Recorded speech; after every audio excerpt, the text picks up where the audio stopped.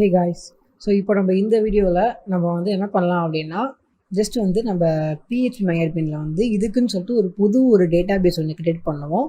அதுக்கப்புறம் அது உள்ள வந்து சில டேபிள்ஸ் நம்ம ஃபஸ்ட்டு என்ன பண்ண போகிறோம் அப்படிங்கிறது சொல்கிறேன். அதோட டேபிள்ஸ்லாம் க்ரியேட் பண்ணலாம். ஸோ இப்போ ஃபஸ்ட்டு டிபி அப்படின்னு சொல்லி நம்ம க்ரியேட் பண்ணோம். அது வந்து பேசிக்ஸ்க்கு பண்ணோம். இது வந்து நம்ம நேம் வந்து சிஎம்எஸ் அப்படின்னு வச்சுருக்கோம். பட் சிஎம்எஸ் அப்படின்னு சொல்லி என்கிட்ட ஆல்ரெடி ஒரு நேமில் ஒரு இருக்குது. அதனால் நான் என்ன பண்ணுறேன் அப்படின்னா, பிளாக் அப்படின்னு சொல்லிட்டு நேமில் வந்து நான் வந்து ஒரு டேட்டா பேஸை க்ரியேட் பண்ணுறேன்.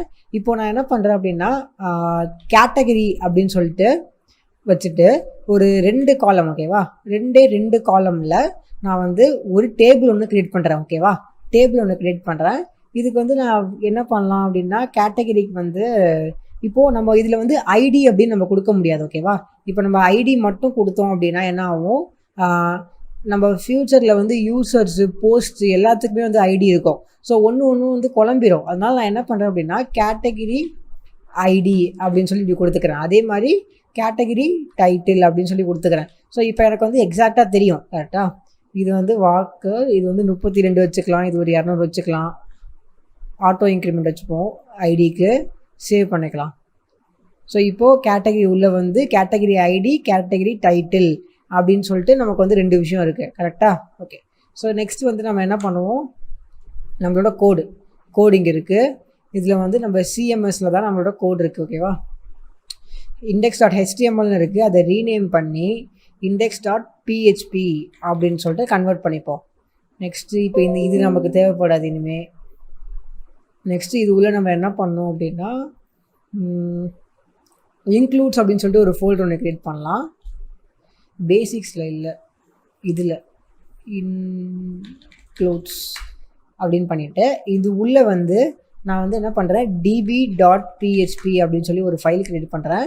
இது உள்ள நான் என்ன பண்ண போகிறேன் அப்படின்னா, நம்மளோட டிபி கனெக்ஷனை நான் வாங்க போகிறேன். ஓகேவா, ஸோ டிபி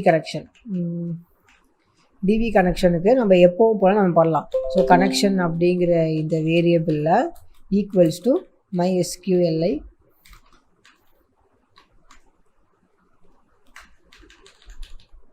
கனெக்ட் அப்படின்னு போட்டுட்டு, இப்போ நம்ம வந்து லோக்கல் ஹோஸ்ட்டு நெக்ஸ்ட் வந்து யூசர் நேம், ஸோ ரூட்டு,